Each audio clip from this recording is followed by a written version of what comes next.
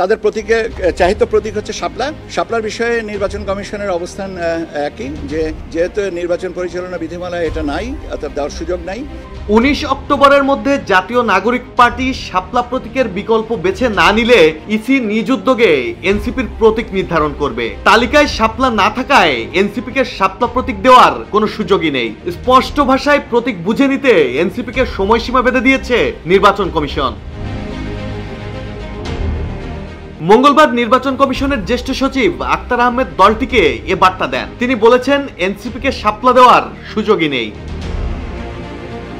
জীবন অবাক না করলে কে করবে? 28% মিল্ক ফ্যাটের অবাক করার সাথে ফ্রেশ মিল্ক পাউডার। জীবন অবাক করুক প্রতিদিন। আক্তার আহমেদ বলেন, 19 অক্টোবরের মধ্যে এনসিপি শাপলার বিকল্প প্রতীক নেবেন এবং আমাদের জানাবেন, না হলে ইসি নিজ উদ্যোগে অন্য প্রতীক দিয়ে নিবন্ধন দেবে। অপর এক প্রশ্নের জবাবে তিনি বলেন, কমিশন মনে করে শাপলা প্রতীক হিসেবে অন্তর্ভুক্ত করার দরকার নেই।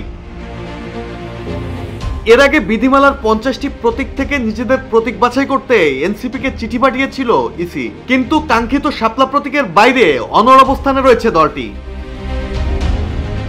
এনসিপি বলছে তারা শাপলা ছাড়া অন্য কোনো প্রতীকের নিবন্ধন নেবে না। অন্যদিকে ইসির এমন ঘোষণার পর তাৎক্ষণিক প্রতিক্রিয়ায় দলের পক্ষে অনড় অবস্থান তুলে ধরেছেন এনসিপির মুখ্য সমন্বয়ক হাসনাত আব্দুল্লাহ। এক ফেসবুক পোস্টে হাসনাত লিখেছেন, এনসিপি শাপলাই পাবে, তার মানে শাপলা ব্যতীত অন্য কোনো প্রতীক এনসিপি গ্রহণ করবে না। মাহমুদুল হাসান শাওন, জয় জয় দিন।